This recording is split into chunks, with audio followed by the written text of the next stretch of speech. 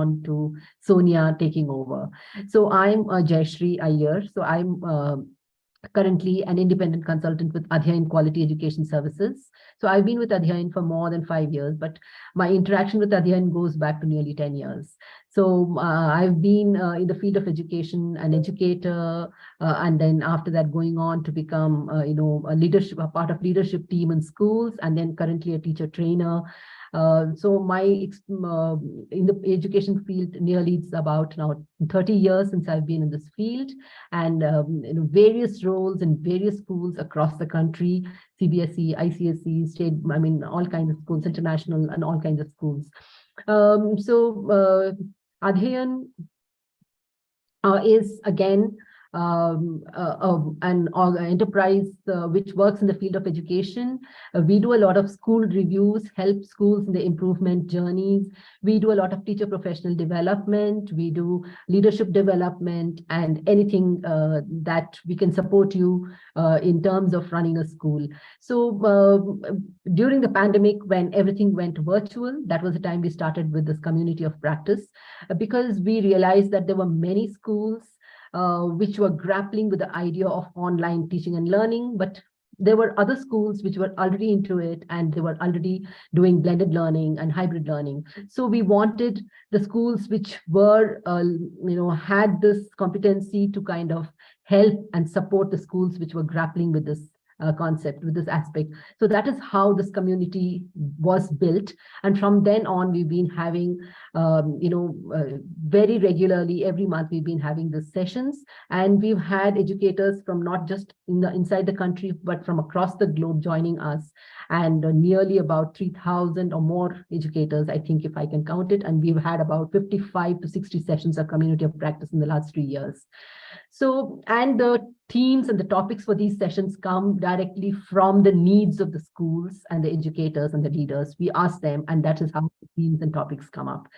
So today we have Sonia with me, and Sonia is also very much a part of Adhyayan, but however, she also has other roles with Shiv Nadar School. She is currently the head of school quality and standard assurance at the Shiv Nadar schools. And before this, she was the head of junior school at the Shiv Nadar school campus in Noida and then in Chennai. And her immersion with the early and primary years and exposure to the national, that is ICSE and CBSE schools, and also international, which is IB and IGCSE curricula, gave her a comprehensive perspective of the best practices in the areas of curriculum, assessment, and instructional design. Sonia holds a degree in education management from SNDT and a diploma in early childhood care and education. She's currently pursuing her MEd in advanced teaching from the University of the People. In 2000, she was selected to attend a certificate course in the Visiting Teachers Program at Dhaka, conducted by the Aga Khan University, Karachi. She dived deep into action research at that time, very early in her career, and presented her paper on community involvement in the primary years at an international conference in Kampala in 1991. She attended the Andover Bread Loaf writing workshop in Boston as an Indian representative in 2003.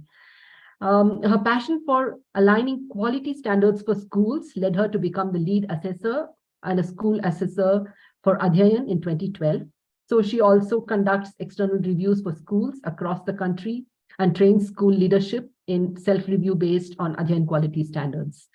As a pedagogical leader and as a school coach, Sonia continues to study children, educators, and school systems. And personally, I have worked very closely with Sonia. We have done school reviews together. We've traveled together, and I know her a very, very strong passion for education, and more so educators and students. So she's extremely passionate about what she does.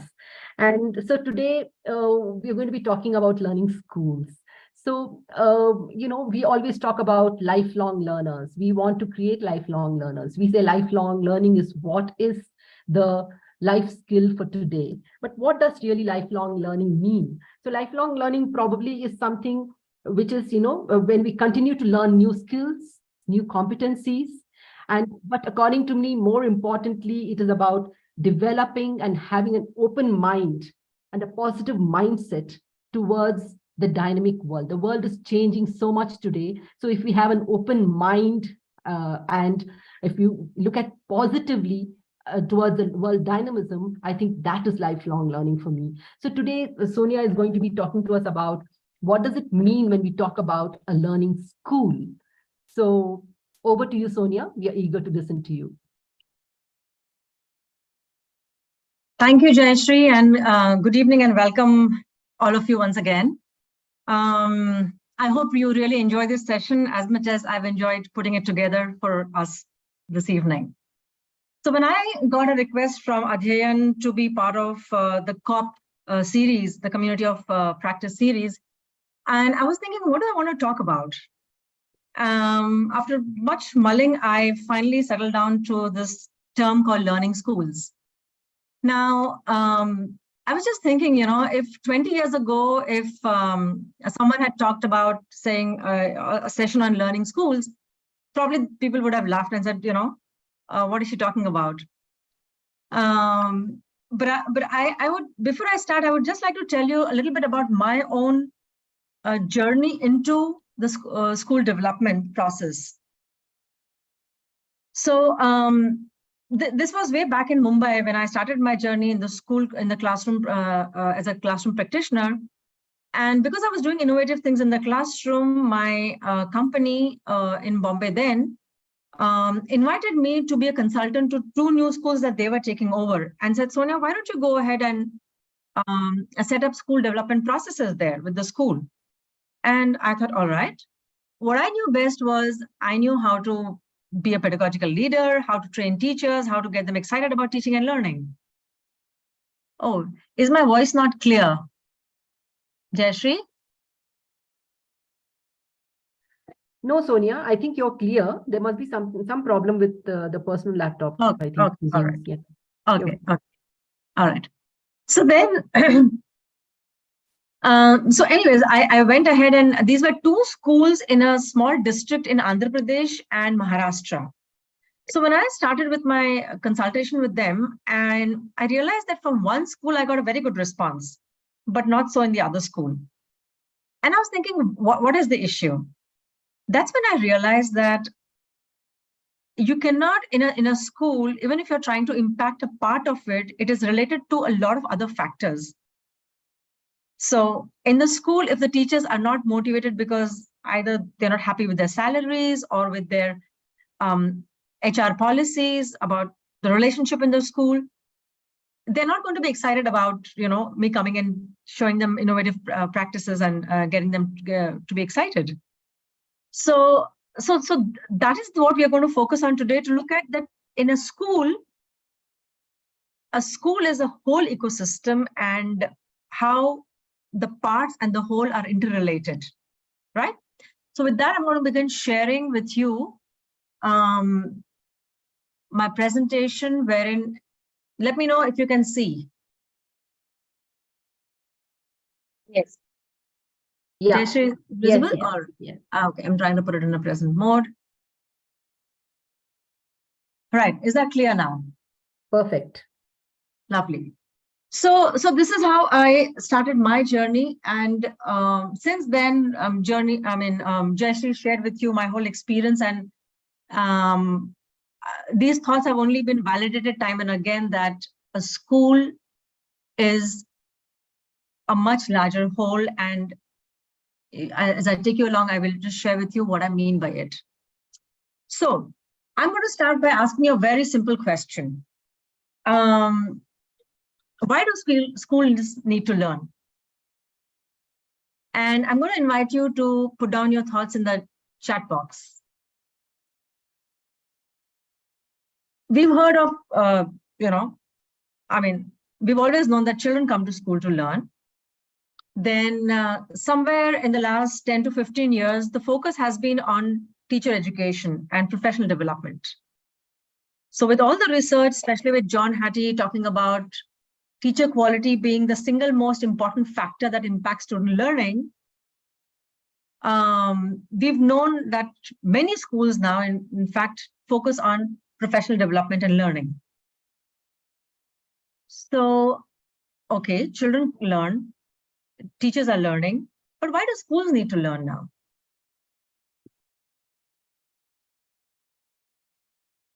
Go ahead, please put down your thoughts. Yeah, I can see. We are getting some responses on the chat, Sonia. Jayashree, would you like to read them for me? Sure. Yeah. So, yeah, it says to become dynamic. Yeah. So Jyoti says to change to keep ourselves updated. Shafali says to change with times. Kasturi Manivannan says to adapt to new reforms and changes. Anjali says world is dynamic and we are going to be creating future leaders. To meet the pace of learning, again, Jyoti says that. Hussein says to become dynamic. Shweta says to adapt to new changes. To create a culture of learning. There is a book by Peter Senge with the name Schools That Learn, that Hussein says. Wonderful. We're going to be using that book. Sonia is going to be talking about that book, Hussein. Yeah. Absolutely. I'm loving the responses. I think you're bang on. Gloria says to meet the needs of all students. Absolutely. Yeah. And I think we're all aware of the geopolitical changes around the world, the whole aspect of climate change. We know that these are all very complex systems. So, yeah, you're absolutely right. You're absolutely right. We need to keep learning now is because we are dealing with complex systems, right? And what do I mean by that? So let's first establish our own understanding of what do we mean by a system. And our grade 3 students in one of the Shivnadar School campus has very beautifully, they've put together and they've said, system is where it has different parts. Each part is important. If one part does not work, the whole system won't work. And each part works together to achieve a specific goal. And then they've given examples of a few systems, which is the school system, government system, solar system, etc., etc. Right? Along with this, I just want to draw your attention to what we know as definition of a system, right? Yeah. It is, it's a set of elements which are people or resources in the school working together as a mechanism, which is the process, and to be able to achieve a complex whole, which is the purpose. And what you also see is a little symbol of a stool with 3 legs, because each of these elements, people, process, and purpose, are equally important. And even if one is not in place, the stool won't be stable, it's going to be wobbly, right? Even though you have your people and process in place, but if you don't have a purpose, you're not going anywhere. If you have your purpose and process in place, but if you don't have the right people to drive it, again, we are not going the right way, right? So system as a whole requires all of these important elements. And I'm glad somebody mentioned the book, Schools That Learn. So I just wanted to share with you that for this webinar, these are the documents and the books that I've referred to. And if I may invite Gauri, and Gauri will share with you these resources. At least she can share the 2 PDFs that I have referred to. One is the OECD paper, which talks about what makes school a learning organization. And then there's a McKinsey report, which talks about how the world's most improved school systems keep getting better. Besides this, I've referred to some IB websites and on a system change, which have very lovely resources, which again, I will share with you. Right. So, Peter Senge in this book especially talks about the 5th discipline. So for those who've known or school leaders who've read Peter Senge, you know that he talks about the 5 disciplines. But here we're focusing on the 5th discipline, which is the systems thinking approach, right? And what we're going to look at is what is the systems thinking approach and why do we need it? So in just one sentence, systems thinking is about seeing the whole together. The key word there is together. It's not enough if in a school, if you just have the senior leaders or 1 or 2 people who have that larger vision in place, who have that strategic plan in place. And you think that just by the senior leaders having and knowing it all, the others in the system, the other stakeholders just need to keep on doing their little bit, which is to just continue creating their plans and moving on. No. Because we admitted that there is complexity around, it is this systems thinking approach which is going to help us to be able to see the whole, but we need to be able to see it together as a community. Okay. And what does it look like?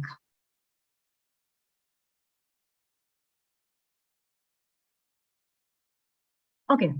So I'm just going to give you an example. Again, this is, I've picked up from OECD paper, which very clearly talks about the difference between simple, complicated, and complex.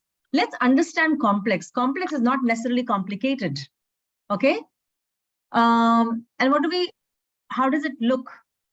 So for example, following a recipe is simple. Why is it simple? Because you can easily read it, follow step-by-step process. It's easily replicated. And most of the time when you have these recipes, you can replicate the process and most of the time you get good results, right? What's complicated, we know, is sending a rocket to the moon. We all know that very well because very recently we've all seen and we're still basking in the glory of, and we're very proud to have our own Chandrayaan go up to the moon. But that's a very technical, it requires technical expertise, it requires a formulae. And also, if you've done it once, it's much easier to do it the second time because more or less the systems are in place. However, the same cannot be applied to raising a child, right? Why? Because there is no formula there. Even if as a parent you had your firstborn, there's no guarantee that with all your learnings, if you apply the same knowledge to the second born, that you're going to get the same results, right? Because each child is unique and there is no certainty of the expectations that you can have in terms of the success. Are we clear so far? If there are any questions, you're most welcome to put them in the chat box. So when we talk about a complex system, what we're saying is that it's very unpredictable. It's very similar in a school environment where you have many key stakeholders, lots of variables, factors. What you see in a school environment is there are interactions between many stakeholders. You have your bus system, you have your timetables, you have your safety protocols, you have your policies. Any school leader will tell you that it is a complex system to deal with. However, we know that the only way to move forward is to keep on learning, as we all established right at the beginning. So what does this learning look like? Let's understand the context that we are in. Many of you may know about this, but this is the World Economic Forum report of 2019 published, which tells us about what are the kind of skills that our children will need in 2030. There is a huge increase of the number of hours that children will have to spend in their technological skills, socio-emotional skills, as well as higher cognitive skills. What does it mean for us? It means that are we, in our school environment, in our class environment, do our children have the scope and the time to be able to discuss, collaborate, debate, ask questions?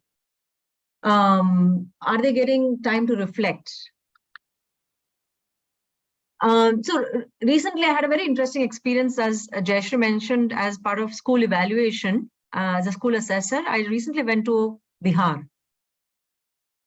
And so it was a very lovely, very popular school that we went to. And for some reason, the school decided that they did not want internet in the school. So there was no internet in the school. Teachers didn't bring their laptops to school. And those children had an IT period, but they were not exposed to any internet was there. So when we brought this kind of a fact to the management there, they kind of started reflecting like, oh, because the mission in the school actually talked about being in touch or on par with cutting edge technology. So this was quite a reflective moment for the school leaders. And I think this is for all of us to think about that.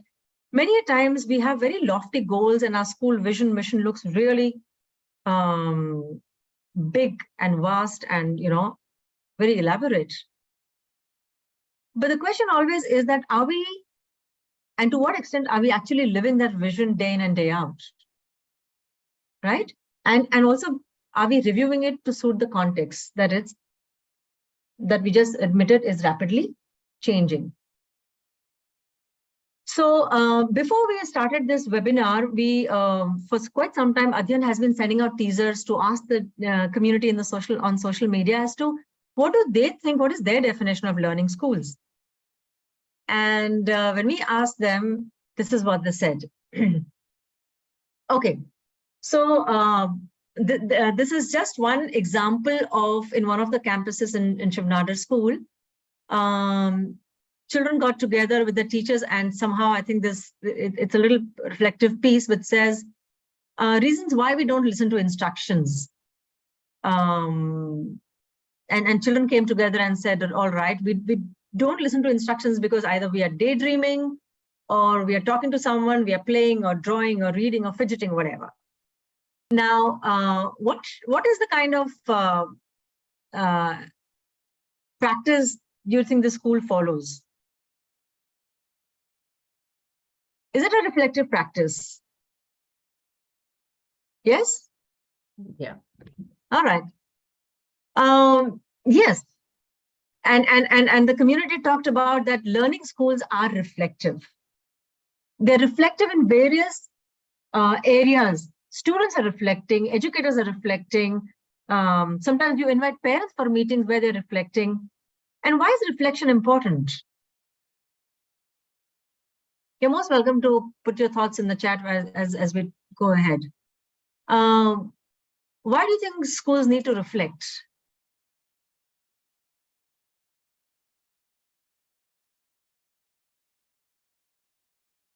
Anyone? We have one response in the chat. Okay. Lack of interest in topic. Right. Right. So it can be many reasons. Sometimes just and mostly schools get into reflective mode because when they look at the marks, usually that becomes an indicator where the community comes together and says, oh, what's happening. But school generally, when they're reflecting on various things, they become more and more aware of where they are and where they'd like to be. The other most important attribute which the community shared was that learning schools are collaborative. And we'll talk more about what collaboration looks like.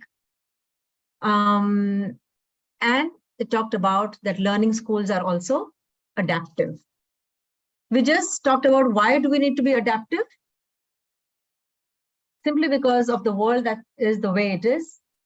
And if we don't adopt if we don't adapt to the needs of the times, we know what happens, right? And the recent example we've all had is during COVID, we had no choice but to adapt and we all moved on. So let me just share with you what does our systems thinking approach now look like in the classroom, right? And when I'm talking about classroom, I'm mainly going to talk about the process. The most important thing in the classroom is the flow of the classroom, which is the timetable. Okay, have you all seen this kind of a timetable? This is the timetable where what you see is subjects, right? English followed by math or science or PE, where you have the time and the subjects. Now, what does it look like? It looks like, yes, children are learning, but they're learning different things. For example, it's possible that in English, they're learning about, say, a poem on daffodils. They move on to maths, where probably they learn about multiplication. And then they move on to science, where probably they learn about a water cycle, right? So this is how mostly we've learned growing up.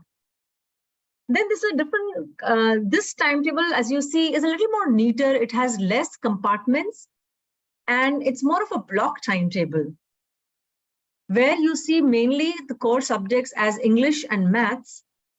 And then there's something called the UOI, which is unit of inquiry. The unit of inquiry is a combination of social studies and science. So it's already integrated. You also see some my time there for, and you can see that these are 1 hour blocks in the timetable. And one hour in a week for children to have their own time, to do their own thing, to reflect, to own the learning space, I think is marvelous. So this is one kind of timetable. But there's one more kind of timetable, which I recently picked up from the Toddle app, which is a conceptual timetable. And what does it look like? Where, again, you have your 1 hour slots, but the slot is talking about the kind of concepts that you want to explore, the bigger concepts.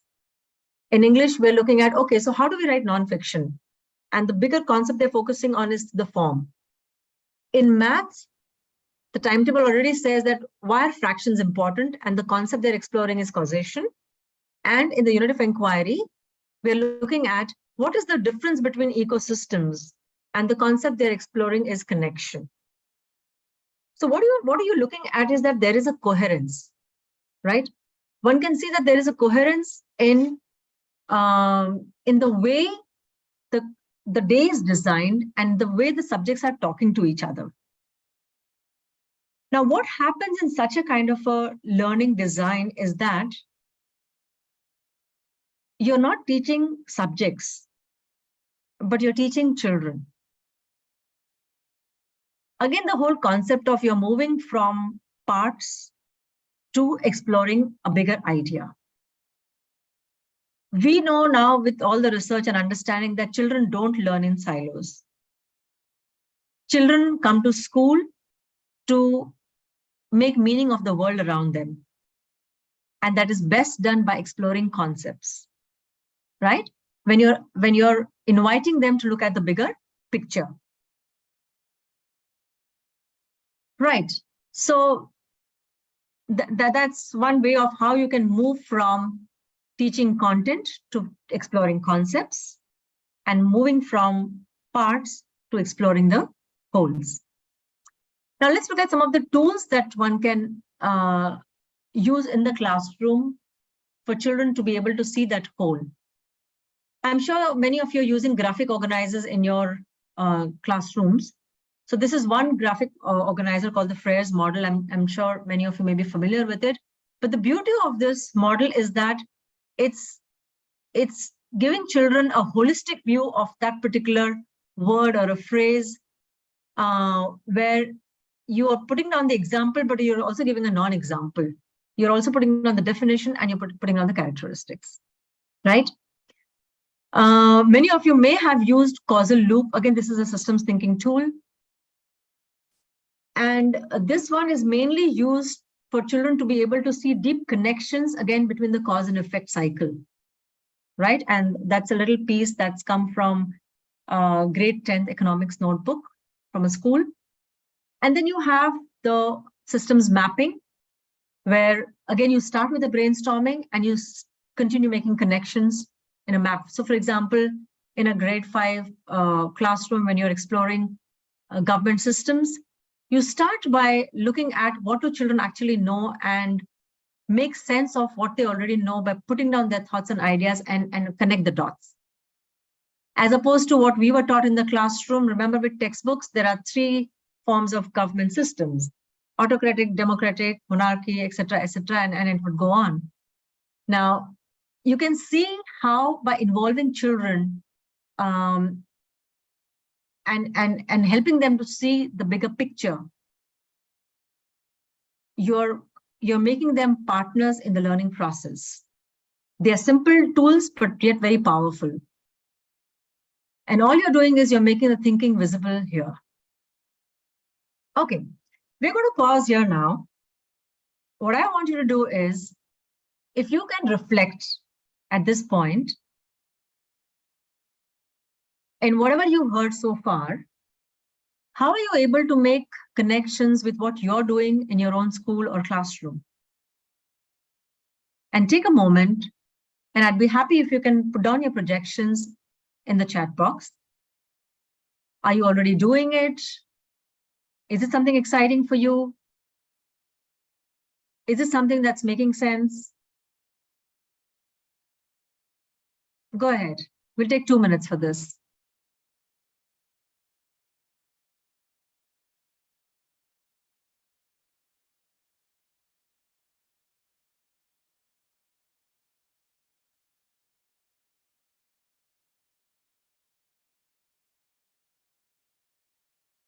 We have one response. Hasina says we make them do individual thinking. Dr. Kasturi says we encourage curiosity among learners. Lovely. Right. Waiting for some more inputs in the in the chat box. Oh, Jyoti says they have projects. Inquiry projects. Okay. Sounds Absolutely. good. The inquiry projects helps children collaborate, work with each other. Also, you're basing it based on their questions, their inquiry, which is very meaningful and relevant for them. Yeah, Dr. Action Kasturi also research. says interdisciplinary projects which are collaborative, action research plan. Okay. Discussion method. Awesome. So it's lovely that we are able to see how our own practices is helping children look at this bigger picture in the classroom. Fantastic. Now, yeah. So we talked about what learning schools are. Now, this is one example of learning schools being adaptive, we said. What is this about? So what you see here is, again, this is a grade 10th economics project that the teacher gave. All she did was she used the blended learning strategy, where she said that, okay, children, go home and watch this movie called Tomorrowland. And on Padlet, she gave a whole lot of these little prompts to say, okay, identify the issue, upload the explanation of the issue, list the causes, list the consequences, and it goes on. There are a couple of more things that she's asked children to draw and contrast and compare and stuff like that. So why is this adaptive? Right? This was not very popular, maybe even 2 years or 5 years ago, right? So adaptive schools have continued even after COVID. The schools that have actually continued to learn have kept using these technological tools, which are very handy and benefiting the whole learning system, because it's not only helping teachers and children, but it's helping the whole learning process where, so when you meet in the classroom, you can actually invest your time in going deeper and collaborating, because children have the opportunity to be able to see each other's responses, and they're able to come and discuss their ideas in the classroom. So this is one great example for it.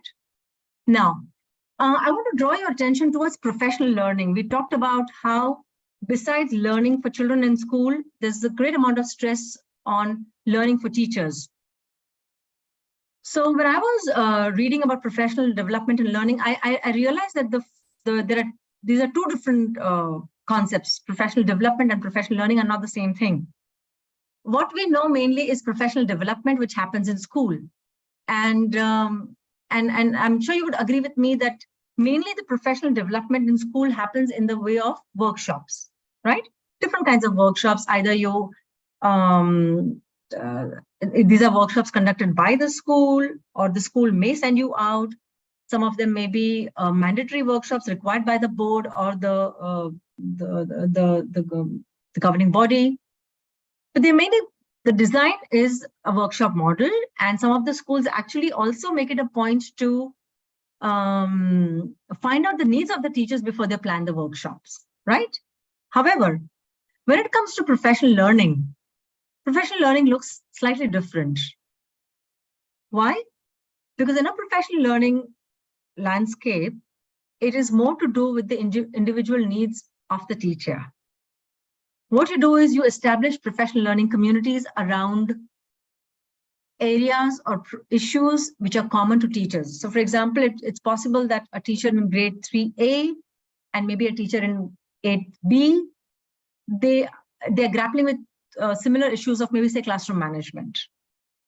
So they come together, maybe they have a mentor who's helping them out. They undergo action research. And within their own context in the classroom, they're able to look for solutions.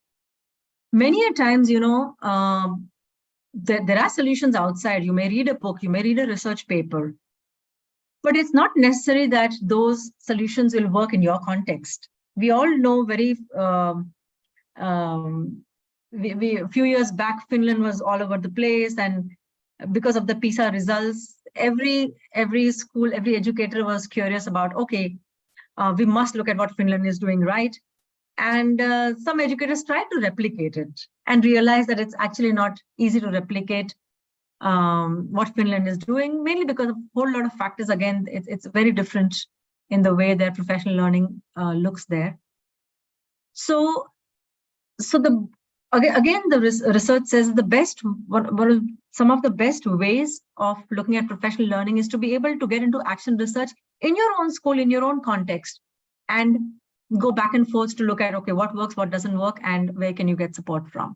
Peer observations, again, many of you may be doing it. It's an excellent way for professional learning. Coaching and mentoring, you know, just like students need personalized learning and education, teachers also need personalized coaching, because no two teachers learn in the same manner or are in the same journey, in their learning journey.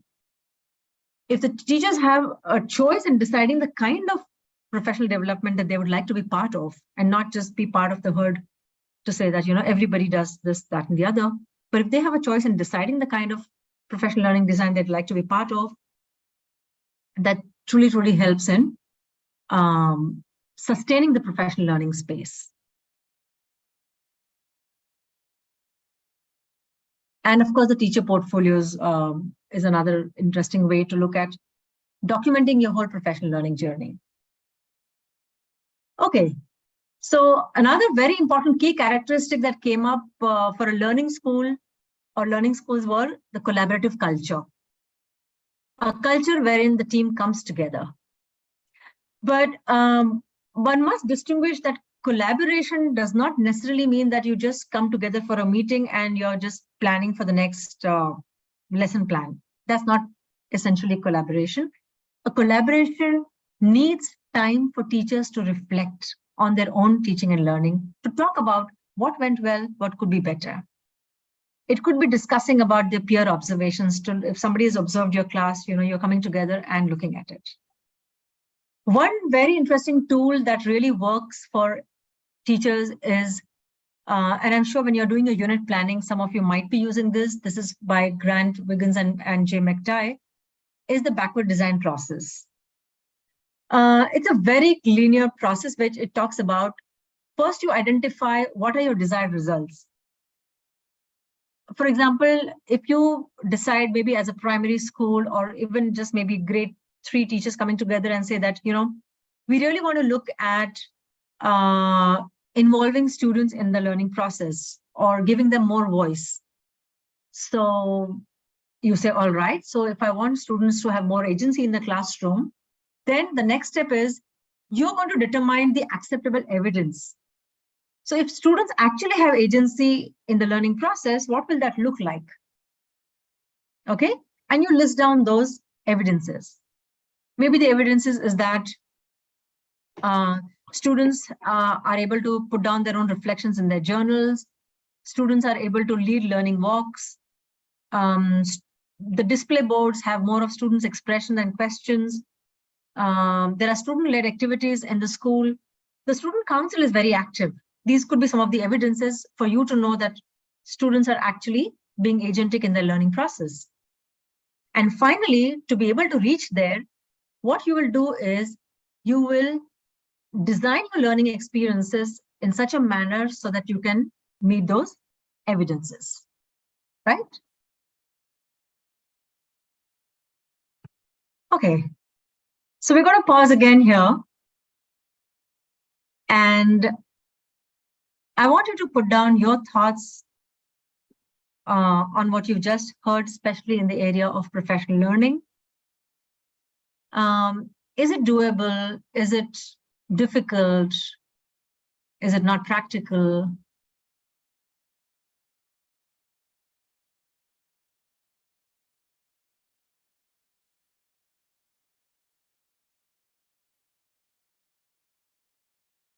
Yeah, someone has said, Hasina has said, professional learning is a practical way. Absolutely right, it's hands-on.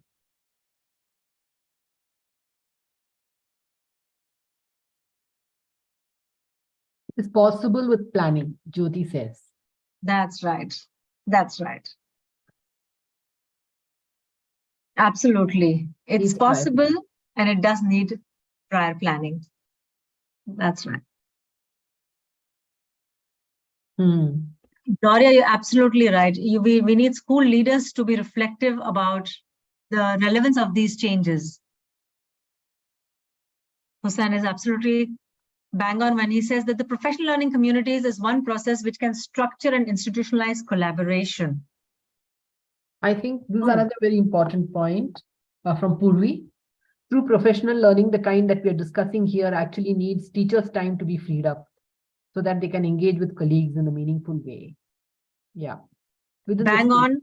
Absolutely, bang on. And this will, you will go back to the timetable here in looking at that if it is the need of the hour, if you really want to be a learning school, then we need to start reflecting on our design for learning, right from the way we are structuring our time, resources,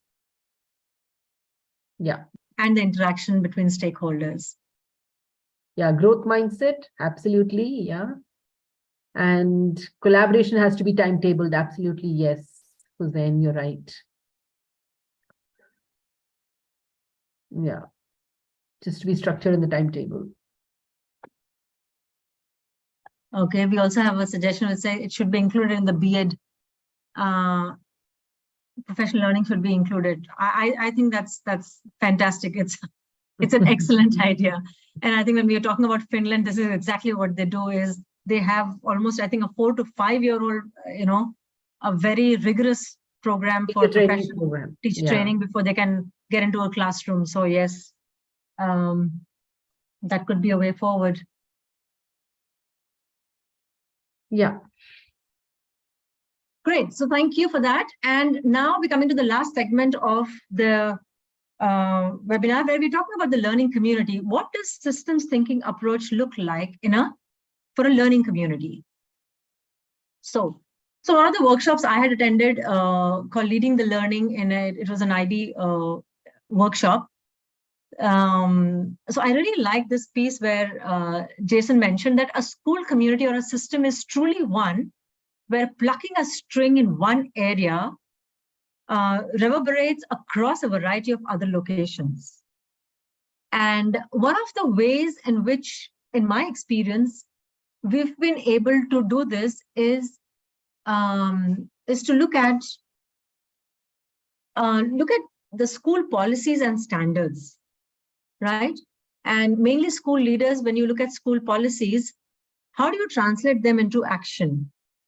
In my experience, standards has really helped. If we have very clear-cut standards for teaching and learning, for safety, for curriculum, then we know that we cannot, the moment we change one bit, for example, we decide that, okay, we need clarity in our assessment practices. And as a school, you decide to move more from assessment of learning to assessment for learning. Now, the moment you try to make that shift, it will have its impact on teaching and learning as well as on the curriculum. You have to change it. It cannot be that you decide to change your teaching and learning and that your curriculum remains stagnant or does your assessment pattern. It will have an impact. So the way to get the learning community together is to have very clear standards which are visible to all again. Remember, time and again, we are talking about the importance of visibility to all. It cannot be done in silos. You cannot change one bit and not let the community know. But the moment you make it visible to the community, it becomes a lot easier for a school to really move on in the learning journey in a process.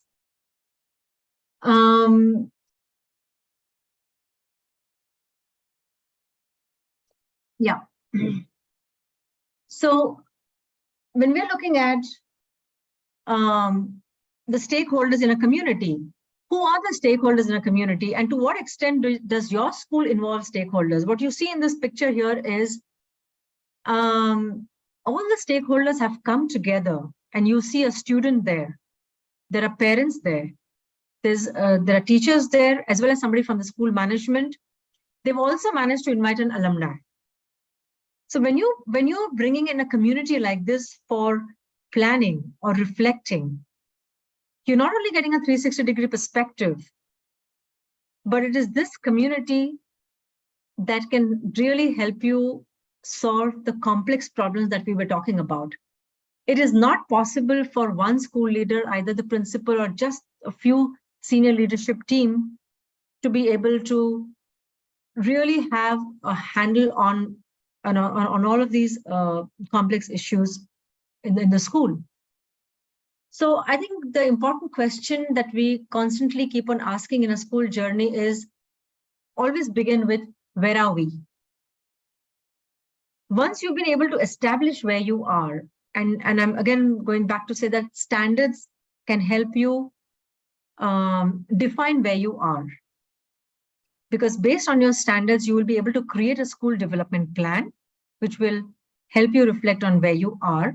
The second step, again, like the backward design planning, would be, where do you want to be? What will a successful school development plan or your targets look like? And finally, you will define how will you go there, and that's where the collaboration of all the stakeholders is needed. Right? Okay. So now the question for you is, are we ready to become a learning school? It's a very simple tool that we all need, is to be able to plan, implement, and review. And also to constantly make sure that this is not done in isolation. And whatever your plan, your school development plan, is visible to all. And I can personally share my own experience when as a head of junior school. Earlier, when I would have parent meetings, it would be mainly around parents would come with some issues. And I had to really move from there to let the parent community know that, this forum is all about, let's look at a good school development journey. So the moment I would share my school development plan with them, with the parent community, then they would understand that what is it that the school is prioritizing for their children, and then they would be more open to become partners in that learning journey. And so I think I've seen a huge shift in the way you can get in a buy-in from your parent community.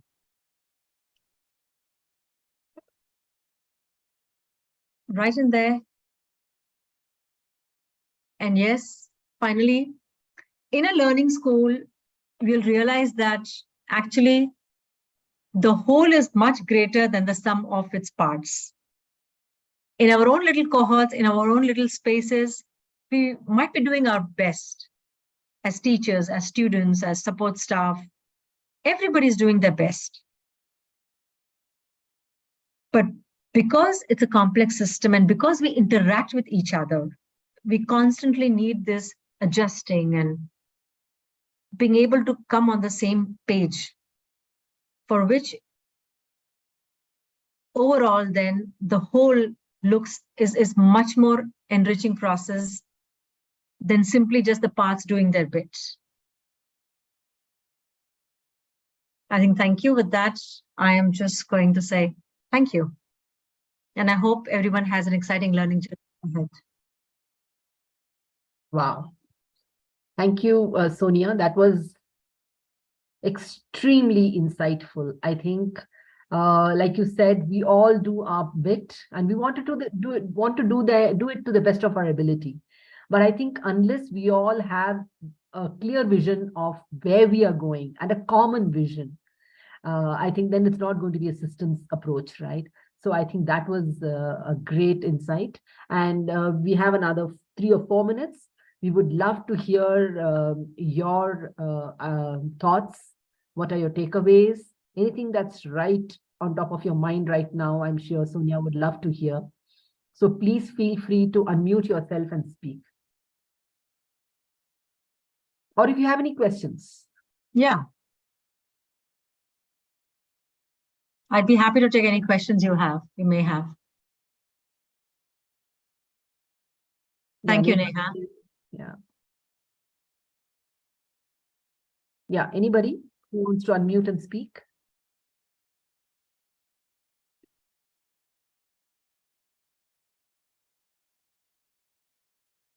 Gloria? I was typing there. I like the sharing sharing of school development journey with the parents and our student leaders, because we have a strong force of our student leaders who are helping us very closely with our teachers. And we have a PTA team which is quite collaborative. Though they are few, they connect very well with the. So it's a network of parents that they have. So I like this. This is my takeaway, that this sharing of the school development journey during our meetings with the student and parent leaders would help us. Lovely. Good luck to you. Thank you. So Hussain, I'm trying to understand, but when you say that, in my opinion, one important factor when we talk about learning schools is having a clear portrait of the graduate. And all the stakeholders should agree on that. Would you like to expand on that?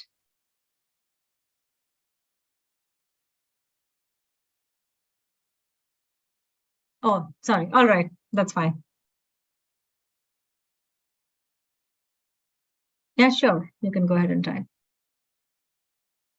How do you get your principals to have systems thinking approach? Because they're usually engaged with daily firefighting.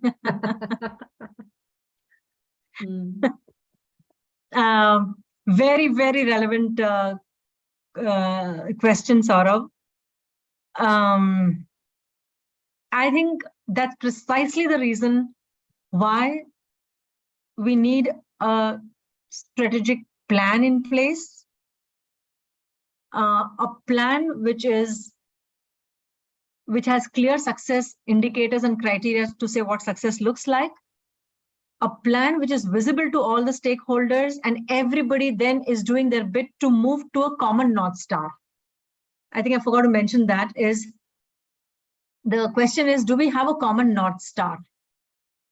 If the parents, the students, the teachers all know that maybe the 3 most important priority for our school for this year is maybe looking at assessments, looking at student safety,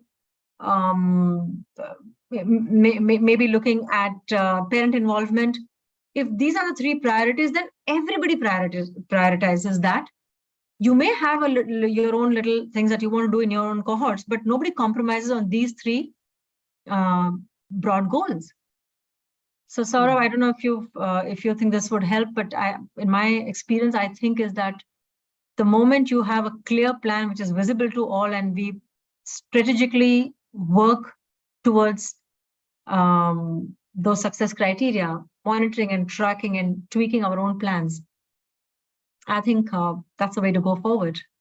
Yeah, I think I agree with Sonia, because if you do that, if you have a clear strategic plan and prioritize on that, over a period of time, your firefighting issues will become less.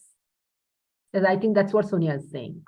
So you will have to move away to doing the important rather than the urgent or something like that. So slowly your urgent issues will become less, Yeah, that's how it is. Absolutely. Absolutely. Yeah. Create short-term and long-term plans. Yeah, correct. Maybe we could take one more question because it's 6 o'clock exactly. But then since we started a couple of minutes late, we can maybe also end a few minutes late. So if there is one last burning question or a thought which you want to share. Dr. Kasturi, you want to say something?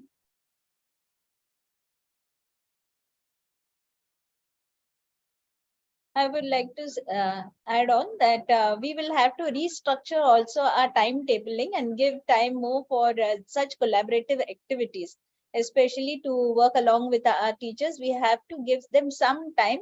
It's not only work all the time. Absolutely. And you'll be surprised that the moment you involve parents in this conversation, you will realize that sometimes it's a suggestion from the parent side to say that, I think teachers need time to plan. And I mean, schools have had all kinds of solutions. I'm not saying that you have to do it this way, but there are schools which have decided that once a month, children will work from home or have asynchronous classes on one Friday in a month, where task is given, children are working by themselves at home, and teachers get a full day of professional development. Why not? Ma'am, I'm here, Kasturi here. The best part is reflect, connect, and project. That is the best thing. We are doing our level best. And especially in residential school, we have different kinds of demands and challenges, but we are facing all of them, and it's good going, I can say. All the best to you. Thank you. Okay. So if there's no other question, I think we can, yeah. So thank you very much. I hope there's some takeaway for each one of you, and I've really enjoyed this thoroughly. Thank you so much. My thanks to Adhyayan and Jayashree. Thank you, Sonia, for taking out your very time. much. I know you're really busy, and I know how it's been for you in the last 2 weeks. And thank you so much for taking out time and planning this so crisp and, with very concrete takeaways. Because this topic, schools that learn, it's got so much to it and it can be absolutely abstract. But I think you really kind of focused on making it really concrete and reflective for the participants. So I think that was something really, really very helpful, I'm sure.